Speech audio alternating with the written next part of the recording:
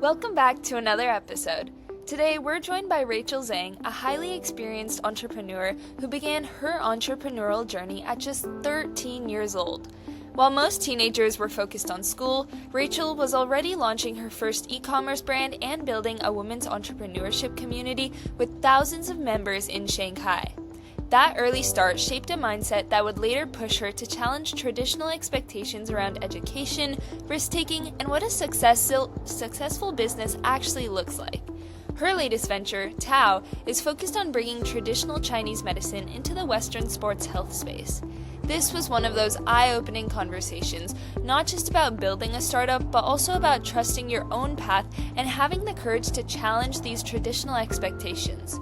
We talked about a lot of interesting topics, from starting young in entrepreneurship to why community building and hands-on experience have shaped Rachel into the founder she is today. This conversation was super insightful. I truly hope you enjoy it as much as I did. So, just start by telling me a little bit about your early life, where you went to school, where you work now, and just a little bit about yourself, what you like to do in your free time. Yeah, absolutely. So, hi, I'm Rachel, and I was born in Canada, where I have my American accent from, and I spent a few years there, but my parents are Chinese originally, and so moved a little bit all over, but spent a good amount of time and graduated international school in China at Shanghai American School. So I did like the IB program, I did the AP program, things like that. That was my high school life. And I started my entrepreneurial journey when I was, I think, 13. Basically, I had moved over to Shanghai, and I was a horse girl growing up. That was my main love. It still is. Like, I don't do it as much anymore because after high school, you kind of can't do the sport you love the way it is in high school, not always. And so I really just missed it. So then my best friend at the time, she also was a horse girl, so we created an equestrian athleisure brand.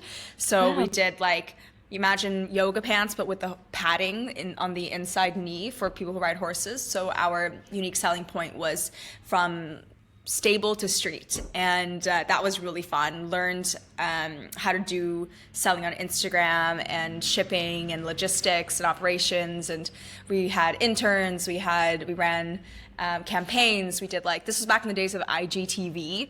I don't know if anyone still remembers IGTV. Oh my God, that's so funny. Look up IGTV. That, like, dates me now. But back when Instagram was really new, like back when Zoella was, like, the most followed person on YouTube and everything. I don't know if you know Zoella. No, oh my gosh, I wish I could say yes, but that's okay. That's okay. It's a different era. But yeah, so really loved consumer product good, really loved communities, things like that. That was, like, really early on. Obviously made a lot of mistakes, but then throughout high school, I also had a women entrepreneurship community in Shanghai where we basically help women get funding. That had, like, over 4,000 community members. We ran events literally, like, every single week. We had 2 office locations, a team of interns, and that got pretty big as well. So I took a gap year straight out of high school knowing that I basically was never going to go to college and get a degree. Being Chinese, that's, like, not an option. So, but I was really, like, I couldn't go just to school because I already had my life lined up basically, and I was making money. I was doing creative directing as well on the side. Long story short, I'm now in Amsterdam. So I did a year in Shanghai, and then I moved to Amsterdam, and I've been here for almost 4 years now. I continue to not go to university, and I'm still running startups. I go to an entrepreneurship incubator program in the Netherlands, which is how I get my visa. So it's technically a studies visa, but it's very different from traditional school. It's run by a VC, so it's literally just pitching all the time and doing, like, we do, like, very practical things for our startups. Dabbled in a few different things, mainly circulating around community and bringing good people together. Last year, I was a guest list curator full-time, which is a job that I made up. And basically, companies, organizations, and governments would hire me to put the right people in the room. So, as an example, I worked with the Swedish government to bring young founders into the middle of nowhere in Sweden. And that was a cool initiative to boost international tourism in Sweden with the target audience of founders, which I think really need the relaxation of and clarity of the Swedish wild. And now I'm building full-time my own startup again. So back in the consumer product goods space, basically I'm bringing traditional Chinese medicine into the Western consumer market. Focusing specifically on sports right now. So I'm doing a product that's a little bit like a Tiger Balm, but it's a roll-on painkiller that also helps to boost blood flow. And so I'm now full-time in that space. The brand's called Tao, T-A-O, based on Taoism. And that was long, but that's me. No, wow, that's so interesting. I want to go back a little bit to like your whole college thing. Yeah. I know you didn't go to college, but I feel like high schoolers always think that like, oh my gosh, like there's no question you have to go to college. But there are a lot of different paths and you don't have to go to college to be to not be successful. How did you navigate through that and what are your thoughts on that? Right. So I think it was mainly during the college application process where I was like applying to schools, and very rarely you do have business entrepreneurship style undergraduate programs. So I could not imagine myself taking classes about like business development. And also in the United States, the first 2 years you take classes about everything, not even specializing, right? I think that's the case. And I couldn't imagine doing that because I was already working on my startup. I mean, I had the benefit of getting that rush, that adrenaline of making money and providing value to the world when I was 13. Heart Outfitters didn't really end up being super successful until I was like 15, 16. And again, it was my co-founder and I. And the rush of doing that, like, I mean, Rishika, you've done it before. You did LaunchX, like you did these programs where you get this rush of providing value of something you built and share to the world because it works for you, it's great for you, you share it to other people buy it. That's real life, right? So throughout high school, I mean, I did well during high school also because I'm Asian, you have to, but I always in my mind was like, this is a prerequisite, high school is my prerequisite, but I'm living real life. I'm already doing it, and I want to see how far I can do in that. I think college is a great place to self-discover and to find what you love to do. And if you're not an entrepreneurial person, college is like, if you want to be a doctor, then freaking go to college. And I did that as well. The past 4 years for me were very like, I'm 22 years old. The past 4 years were very self-discovery oriented as well. Meet new people, that kind of vibe.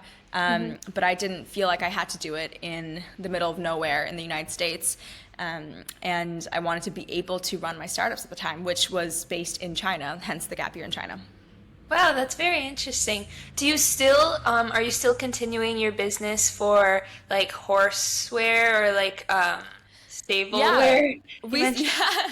So we stopped that, I think back 3 years ago. But basically we always knew we were going to stop it. Like it ended at a really natural point for my co-founder and I. We had ran it for like 4 or 5 years, which was crazy. We cashed in and we took our profits, went on holiday, and that was really, really great for us. It was such a fantastic experience, but we didn't want to be in the fashion space. We were moving in different directions. She actually now is getting her law degree. She graduated college early and everything, and so she went to a super different path than I did. Still one of the most entrepreneurial people I know, but as opposed to me, she got her degrees and she's now going to law school, like the master's version of law school. And she's doing really well in that space, whereas I chose to kind of go rogue. I always like to say it's literally going rogue and going really bootstrappy, but that's a place that I'm always very happy and comfortable to be. Wow, interesting. So how did that lead you to start your business that you have now, Tao? Yeah, so with Tao, I knew that I really loved consumer product good because it had really high margins and very high scalability.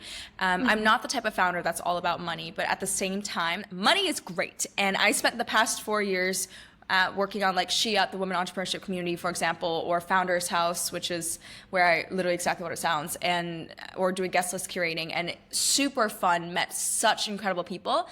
Didn't really make a lot of money, and my margins were pretty low, and it was not scalable because it all depended on the amount of time that I had, and it was all dependent on the quality that I could provide as me. So it's not like something that I could make an agency model with either. So honestly, I was really at a point a couple months ago where I was like, you know, girls gotta make bank. Like, I know I want to make money.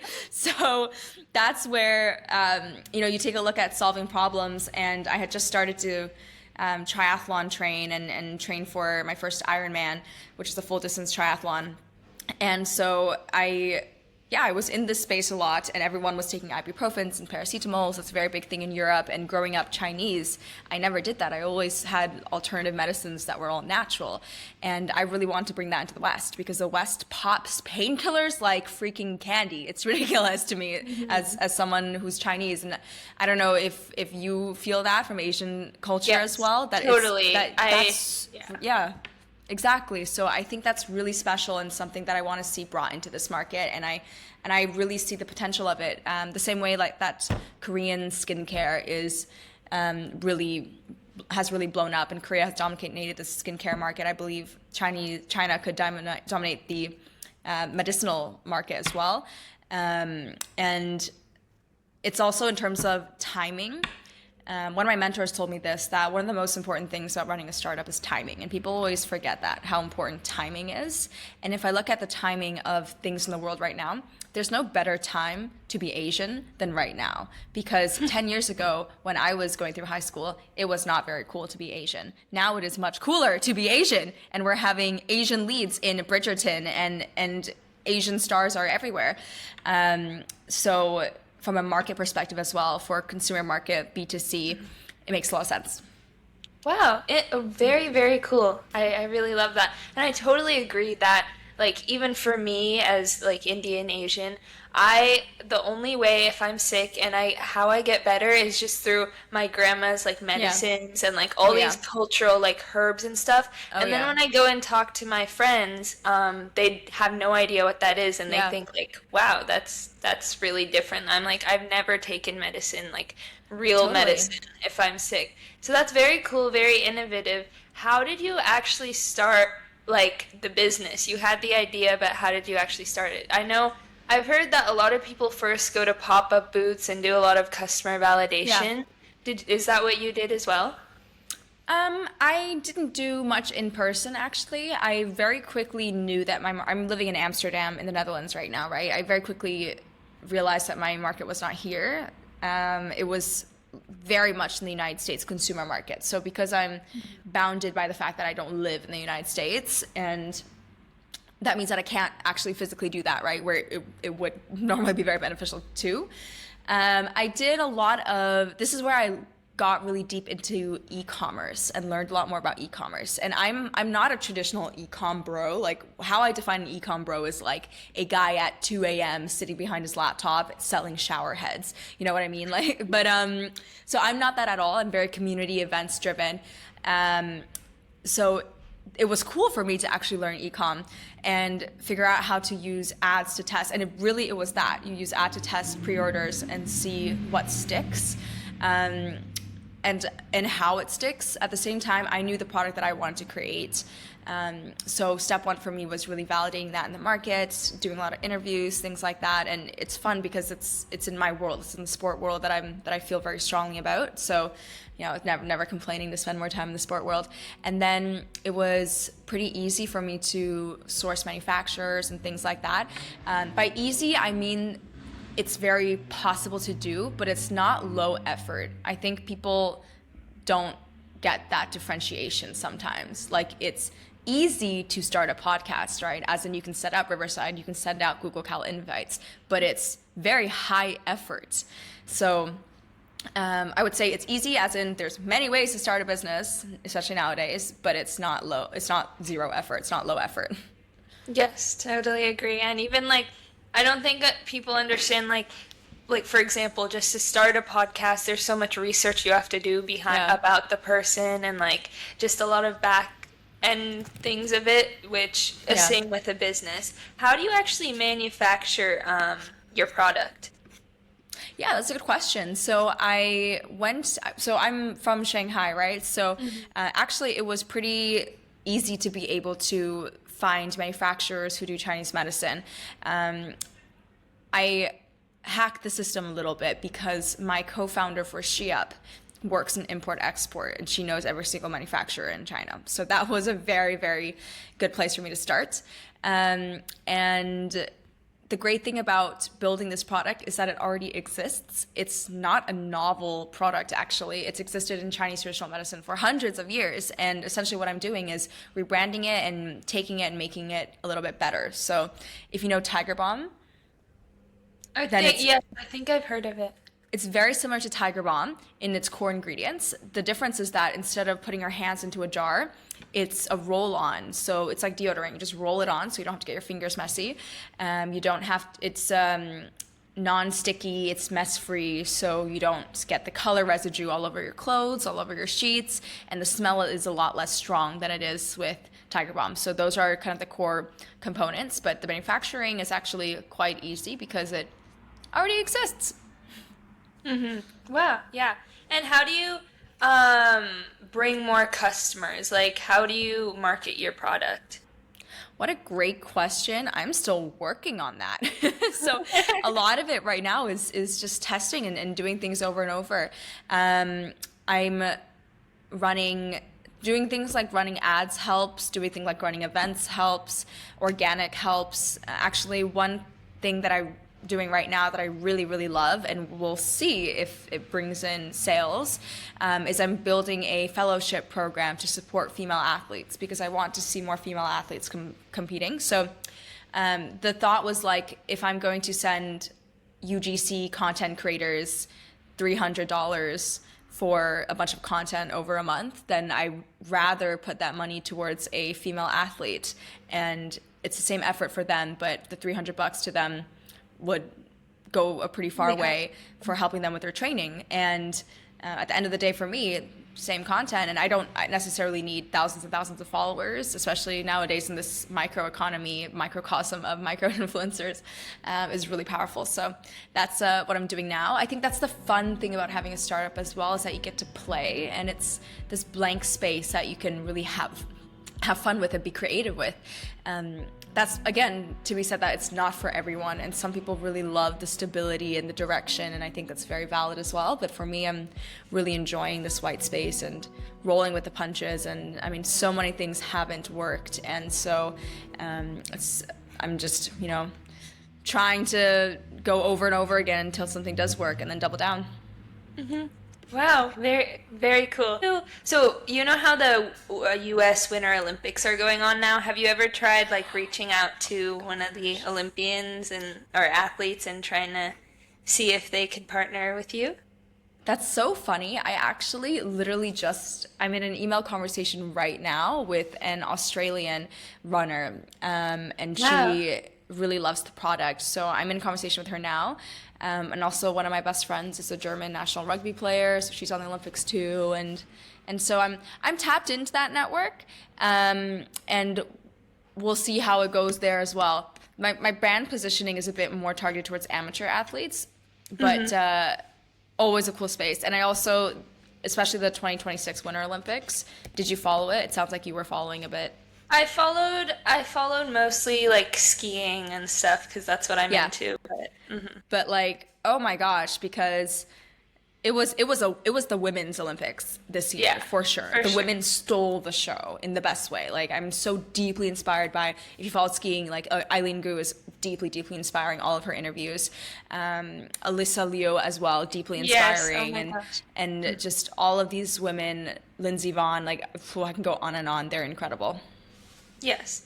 And I think that this time, most of the people that I was talking to, they're only talking about like Alyssa Liu and Lindsey Vonn and stuff. So I think women are definitely more in this space. So that's really great for you and your business. Yeah, absolutely. It's a really fun place to be. And I think there are a lot of crossover between athlete mentality and founder mentality, and the discipline and the hard work and the compounding of small things over time. I really, really love following sports for this reason as well. Yes. Okay, so now, like, I feel like reflecting back on it, like reflecting on your life experiences, your entrepreneurial experiences, what would you say characteristics of a successful business owner are? Of a successful business owner, resilience is the first one that comes into mind, because there is a lot of falling that happens. Again, speaking about sports, you fall a lot, right? Like when you're skiing, you're gonna fall down a lot, and you're gonna not hit your goals very often. That's what triathlon training taught me too. Like this morning I was on my swim and I was trying to reach a certain time for repeats, and I reached it, I think, over 10 repeats. I think I reached it 3 times. But you set that goal and you practice that muscle resilience. So resilience is a big one.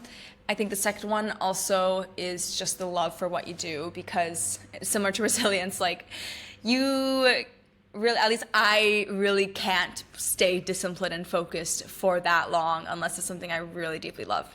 Mm-hmm.